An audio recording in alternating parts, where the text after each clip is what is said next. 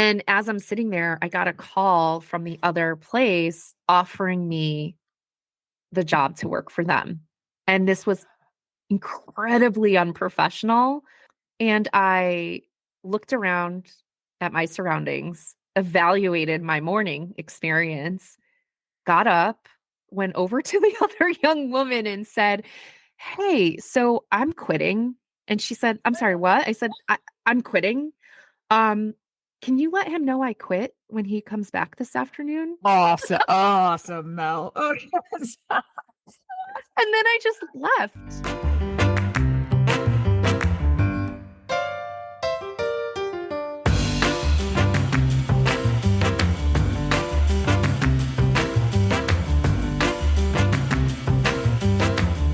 Hey, friend. Hey, friends.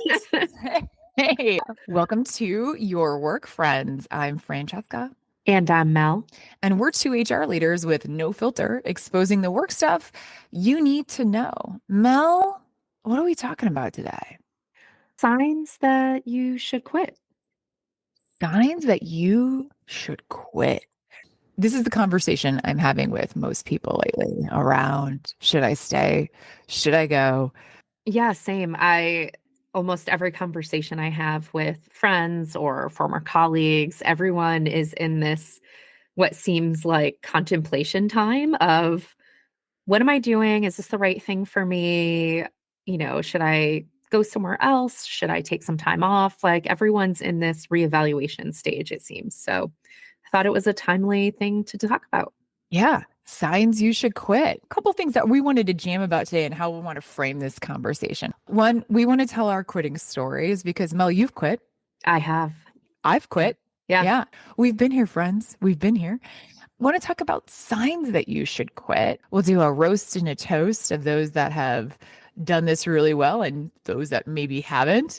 Mel, how does that sound? Sounds amazing. Sounds amazing. Ready All to right. talk about it. I love it. I love it. So let's talk about it. Signs you should quit. Well, you quit before. What's Yeah. what's your quitting story? I will tell you, I've quit many times, and I've quit because I was running towards something. I wanted the bigger job, the bigger pay, more scope, more challenge. I've quit because I didn't like my boss, quite honestly. Yeah. I've quit because it just wasn't worth it to me anymore. I've thought about this before the show, and I'll tell you when I look at some of the reasons why I've quit, when I look back on them, sometimes I'm ashamed. Oh, And really? I was wondering why. Like, especially Yeah. those times where I quit when it was because I really was in a bad place. And then I realized the other day, like, those are all really fair reasons. I Yeah. think there's this stigma around quitting that I'd love to break. Quitting doesn't equal bad. You don't owe anyone a good reason to quit. Your own reasons for quitting are good enough. Yeah. I agree. I agree. Yeah. My reasons for quitting have run the gamut.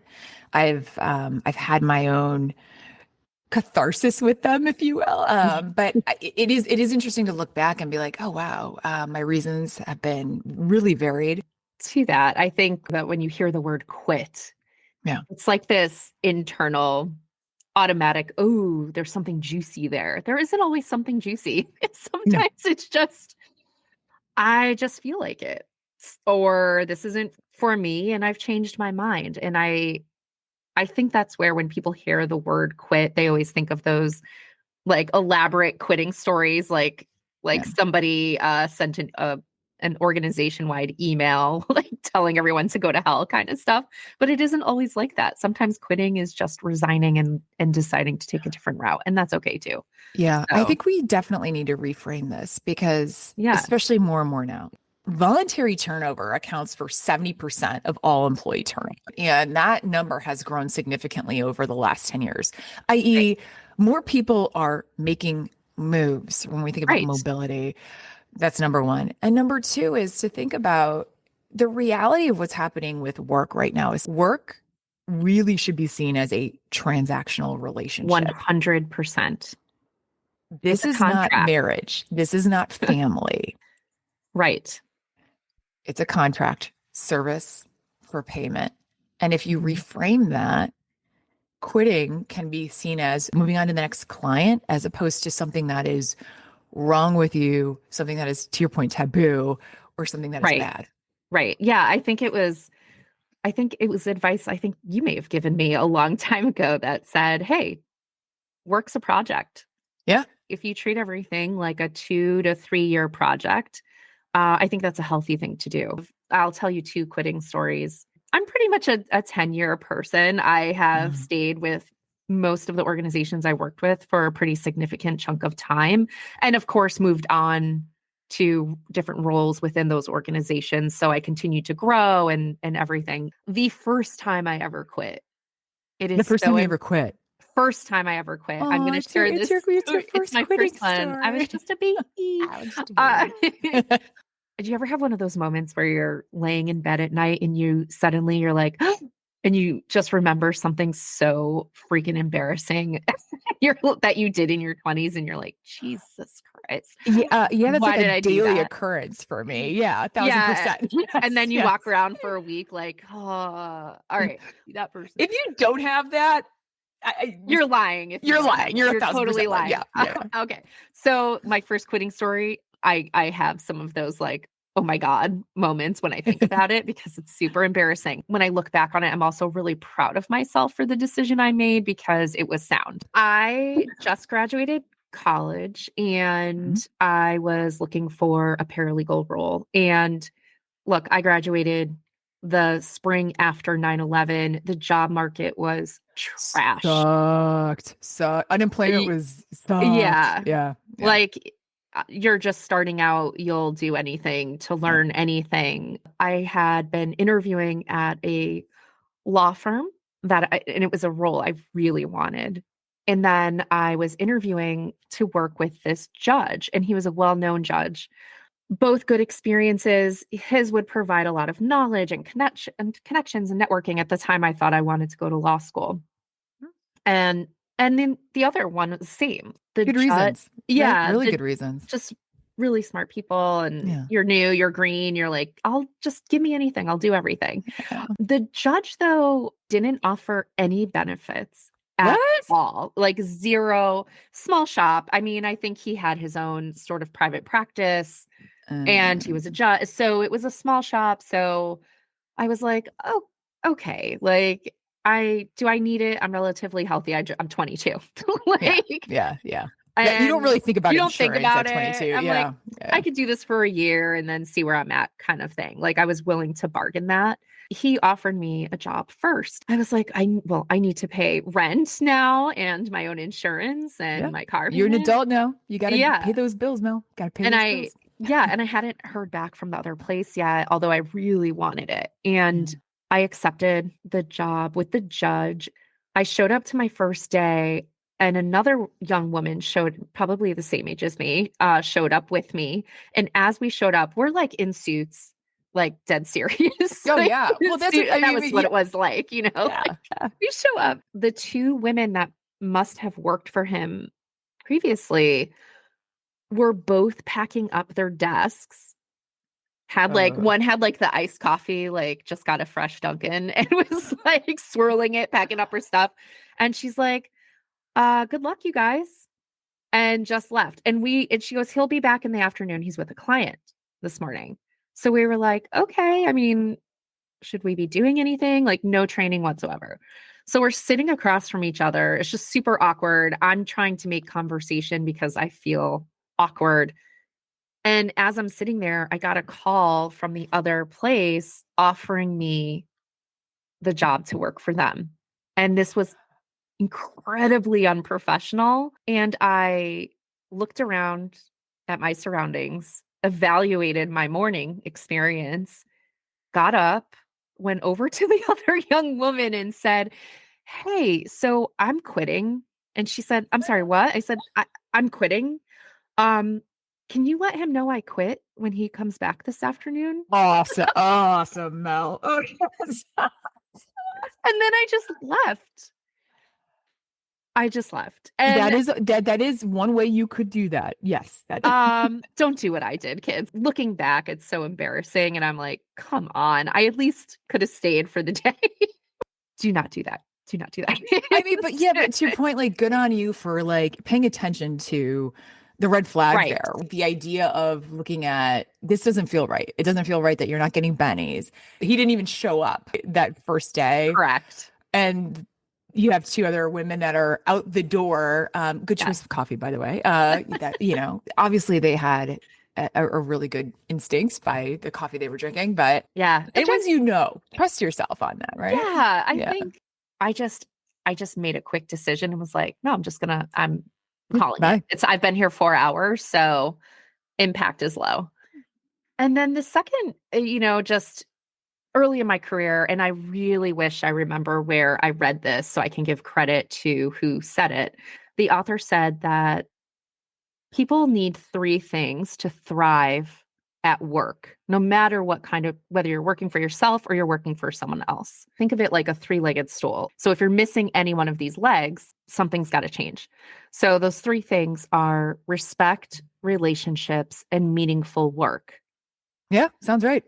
Right. Not a lot to ask either, I don't think. I don't think that's a lot to ask. Not at all. Like these are just basic needs, right? Human needs to thrive. So I do this thing quarterly when I'm in any job, any role, where I sit down and I think about what did I accomplish this quarter? And then I think about these three areas and I ask myself, do I have these things or am I lacking? And if I'm lacking, I ask myself, is it something I have control over? Or is it something I don't have control over? And if it's something I have control over, I then really push myself to think about, okay, what am I going to do the next quarter to see if I can change this? So relationships, if you don't have deep relationships, that's on me, like to go out and try to deepen those relationships. But if after that next quarter, I've done all of these actions to try to deepen relationships and it doesn't move the needle. It doesn't matter. They're not into it, don't want to. There's no interest. Then I know, hey, it's not something I can change and I can't be missing this leg. So it's probably a sign I need to move on. So I had a little bit of that going on this last time, in addition to being in a space where I'm really evaluating the trajectory of my career and what the common red threads have been and how do I want to be spending the remainder of my time and what I do.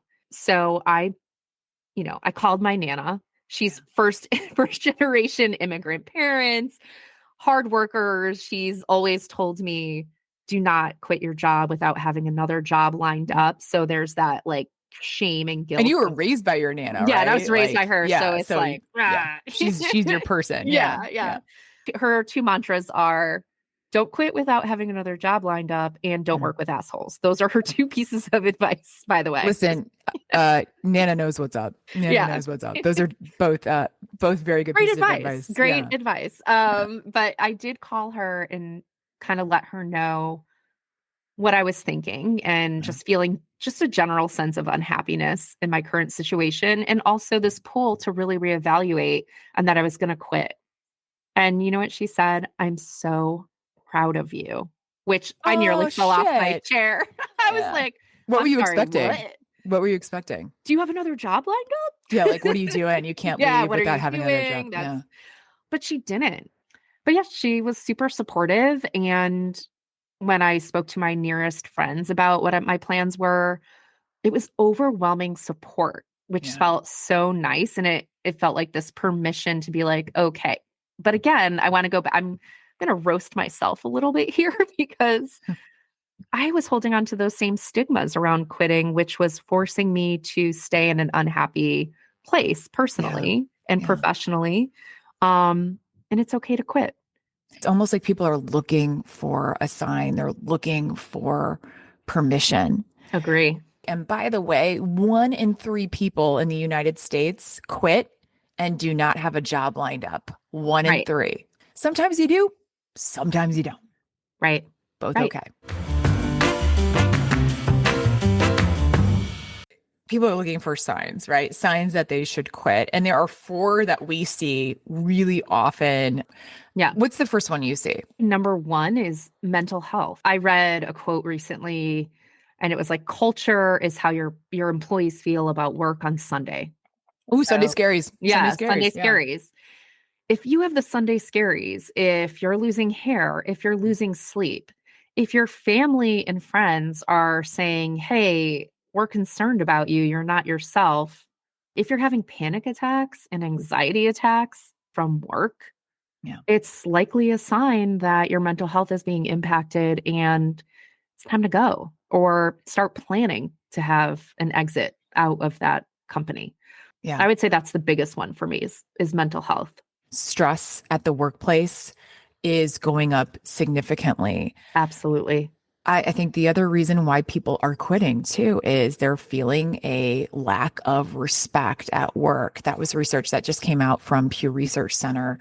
It's the third reason why people are quitting. After pay and development opportunities, it's lack of respect.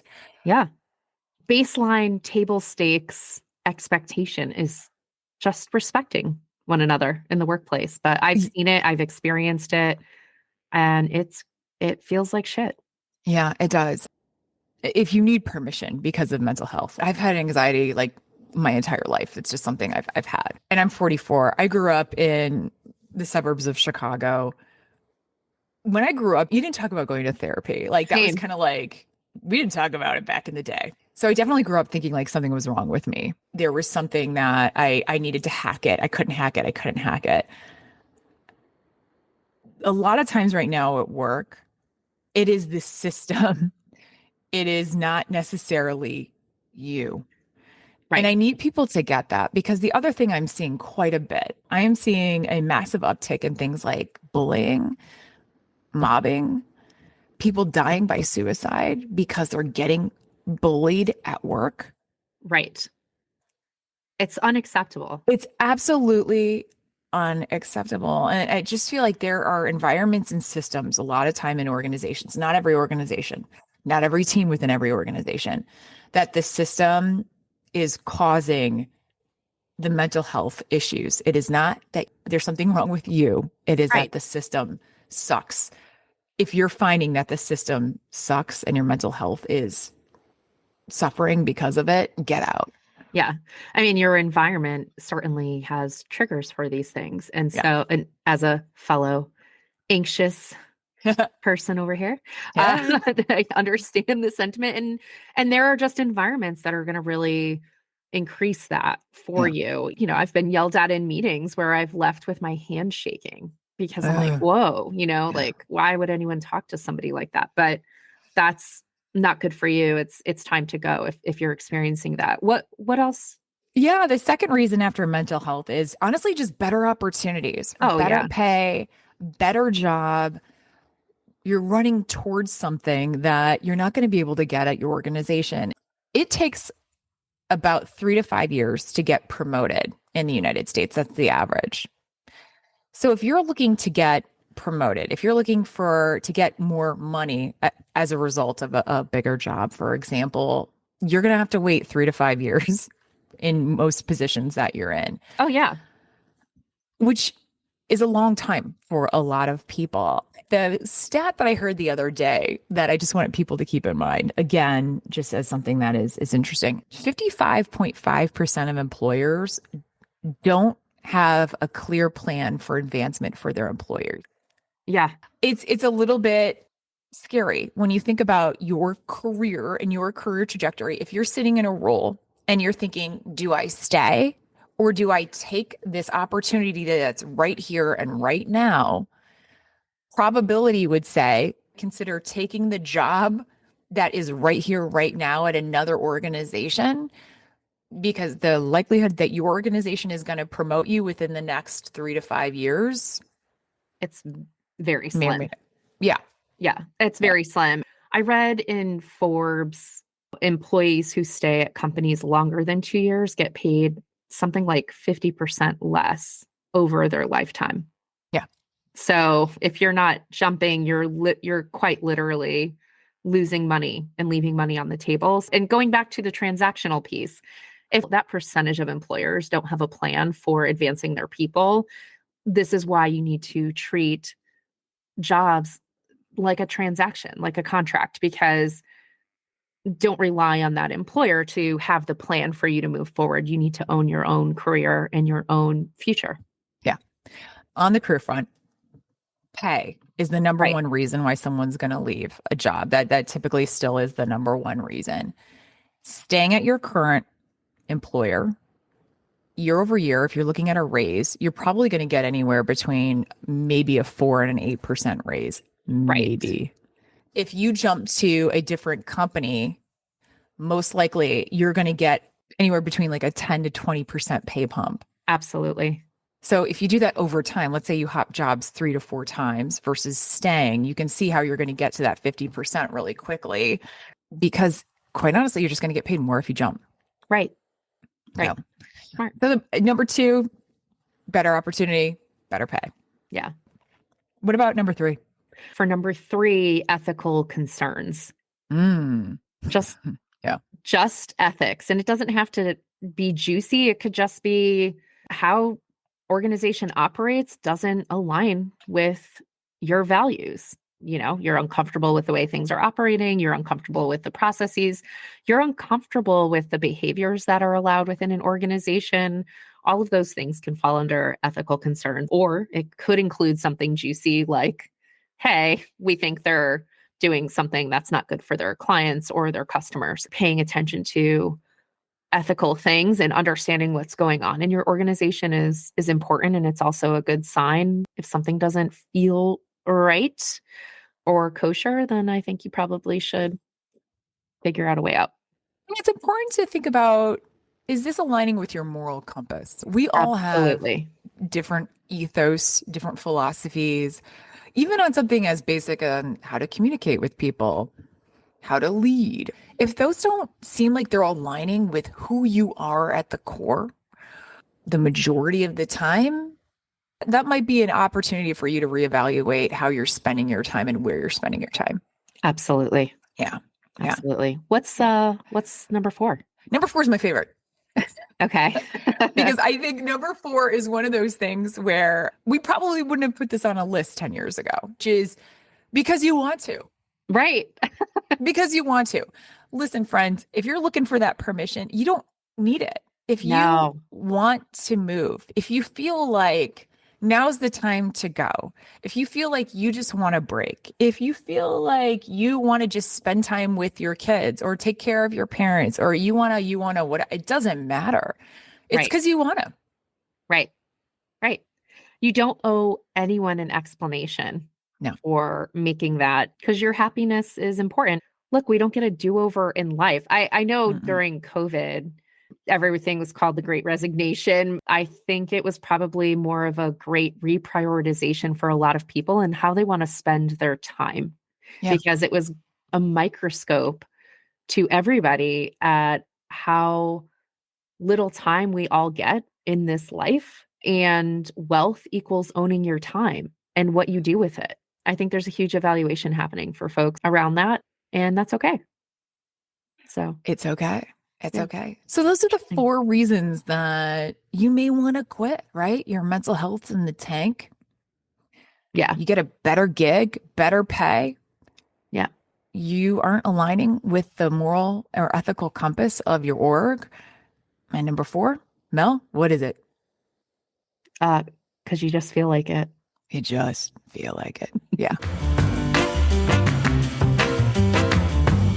There's a lot of good material out there. As I was evaluating the second time whether or not I should quit, what helped me was reading other people's stories and listening to other people's stories. I mean, obviously we do this podcast, so I'm a huge fan of podcasts, but also books. And a couple came across for me that I'd love to share. And then I'd love to share the one question I asked myself. Oh, good. Yeah. Okay. Yeah. Well, a couple of things. I read Lean In by Sheryl Sandberg, but I also loved the book Lean Out by Tara Henley, which was more around her personal story of burning out, quitting her job, exploring different ways of really getting out of the hustle and grind. Yeah. And so highly recommend that book. There's also a book called The Crossroads of Should and Must: Finding and Following Your Passion by El Luna. And this is all about really understanding what differentiates between what you feel you should be doing and what you must do to fulfill your true calling for yourself. So, because I think, and we've touched on this a little bit, we all carry this burden of what everyone else thinks we should be doing. But Mhm. what really matters is what we think we should be doing. I really loved this read. If you're like, I'm not a reader, I just want to listen to personal stories, there are a couple of defunct podcasts, it seems, out there Ooh. now because some of the last episodes were 2022. Why I Quit by Dave Phelan was all about real stories of people who quit their 9 to 5 jobs just in search of something different. So they go into the decisions they made, the challenges they faced, their journeys post quitting, and just lessons learned. So if you're on the Mm. fence, highly recommend that. And then NPR did a really, NPR has a podcast called Life Kit. Highly recommend it. And they did an episode on quitting your job the right way. So it's just practical advice on how to quit your job effectively, maintaining professionalism, leaving a positive legacy, and setting yourself up for success. Highly recommend that. And if you're a Modern Family fan, Oh, which like I the TV am, show Modern yeah, Family. Yeah. yeah. Julie Bowen, who plays the mom on Modern Love her. Family, Love isn't she her. great? Yeah. Yeah. Yeah. She started a podcast with Chad Sanders called Quitters, the Quitters podcast. They have guests that come on to speak about what they left behind in order to move forward. And I think that's the important message. Yes, you're leaving something behind, but you're still moving forward. Things aren't halting. So those are my little recommendations. I love those. I love those. What'd you Yeah. ask yourself? I think at the end of the day, the number one thing to ask yourself is, what do I really want? If I'm really honest with myself, what do I really want? And I think sometimes that answer can be really scary because it's such a departure from where you are today, Hmm. but it's honest and it will always lead you in the direction forward that you're supposed to go. I share that only because I think a lot of times we get caught up in the shoulds and the coulds and the shame.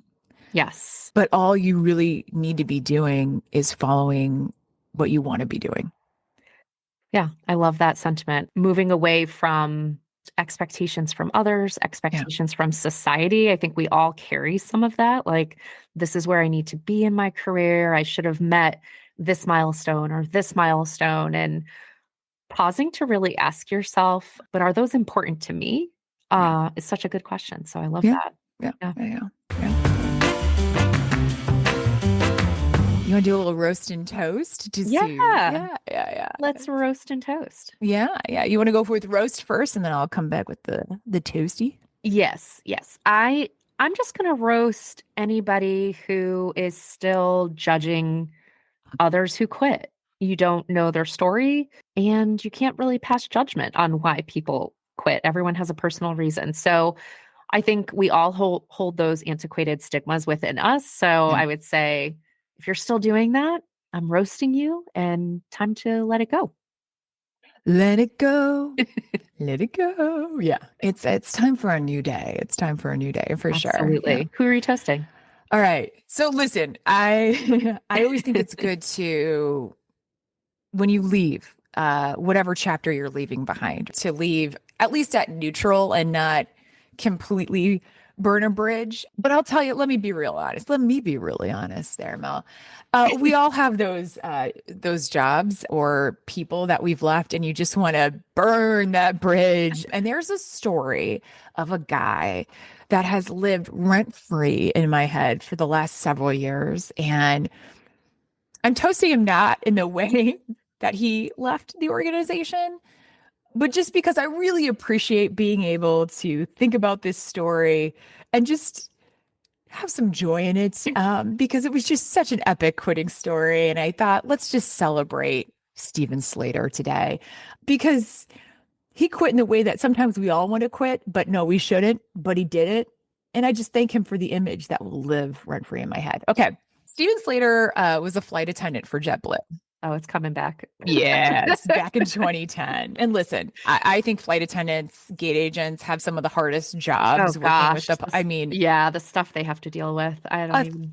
Yeah. 1000%. Plus, by the way, and this is a gripe with me for flight attendants, outside of Delta, flight attendants in the United States do not get paid for boarding. So don't be a dick to your flight attendants. They Yeah. have to work for free, basically. That's Going another back pod. to basic respect as a Yeah. baseline at work. Pay someone for your time. Okay, moving on. Anyway, Steven Slater, JetBlue flight attendant in 2010, Okay. got so upset by a super rude customer on a plane that he decided to pull the plane's emergency escape chute and slide down into freedom. He was like, I F remember this. this. Do you Yeah. remember this guy? Yes. Listen, Yes. he had charges brought against him and all this good jazz, but Yeah. he quit in the most epic way and in a way that I think every one of us has probably had a job where we wanted to be like, bye-bye. I think it's a worthwhile toast because he was just true to himself. Yeah. Was like, Yeah. no. It's just, it was like he had been a flight attendant for 20 years. He had just had it. Hit his and it was limit. just gone. Yeah. So I think of you, Steven Slater. I see you, Steven Slater. And yeah, a little toast to him today. Just a little toast. I Just a mean, little that toast. quitting story may have been the little match that started to create this movement of everyone starting to really evaluate where they want to be. Little butterfly effect there. Maybe. Right. Maybe. Maybe. So toast to you. Very good Steven one. Slater. Yeah. I love it. I love it. Well, Mel, amazing to talk with you today, as always. You too. This has been delightful. Yeah. We'll be back next week with new week, new headlines. Thanks so much for joining us today. Like and subscribe wherever you listen to podcasts. You can come over and say hi to us on the TikToks and LinkedIn community. Hit us up at yourworkfriends.com. We're always posting stuff on there. And if you found this episode helpful, share with your work friends. Thanks, Bye, friend.